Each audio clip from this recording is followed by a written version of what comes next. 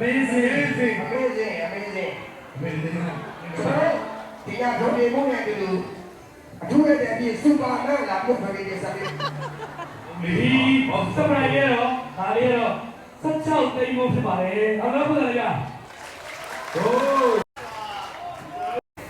အမအောင်နော်တကယ်လို့ဘာမှလည်းအော်ဘာမှ Do you speak English? And this is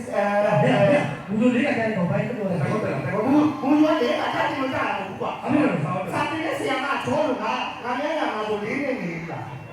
ဆရာမကြံအဲ့တော့ကျွန်တော်တို့ပြည်princess နော်ကျွန်တော်တို့ဟိုးဒီလိုဝတ်စမှာတကယ်လည်းလုပ်ပြီးတာ35သိန်းကိုလုပ်ပြီးတာပါ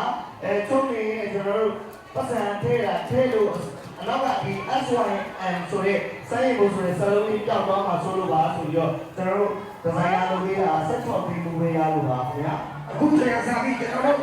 ညနေပြတ်တော့မှာဖြစ်ပါတယ်အမေအင်္ဂလိပ်ပြန်လာတယ်သူတို့အခုမှကင်ဆာတွေပါကြီးဖြစ်တာဟုတ်တယ်ကင်ဆာတော့ရောမှာရှိဟုတ်တယ်ဘိုးလာလာပြေးတာပဲရှိဟုတ်တယ်မြန်မာတွေကယူကြည့်တာမိုင်းလုံးမရှိဖုံးမယ်ဟုတ်တယ်ဒါ73ပြလားအေးဘောအေးစိုင်း3နှစ်ဆိုရင်စိုင်းက73နှစ်ဆိုရင်သူကငါ့ထက်3နှစ်ကြီးတာပေါ့ဟောမင်းကစိတ်နဲ့ဆိုတော့ထောင်ဖို့မ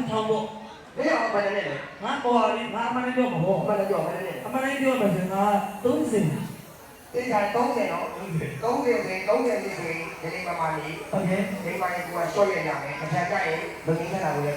ချင်းစီရတယ်နောက်ပြီးတော့ကျွန်တော်ရေးတဲ့ခံရလို့ဒီခံရလာအောင်အဲဒီစာတူရချင်းစီရတယ်ဟုတ်ကဲ့ကျွန်မတူအောင်ဆောင်းနေစီဒီနေ့ရိုက်တော့လေကျွန်တော်ဝင်ရပြီးမနက်စတာကိုချမ်းသာမှုပြီးကိုနေရတယ်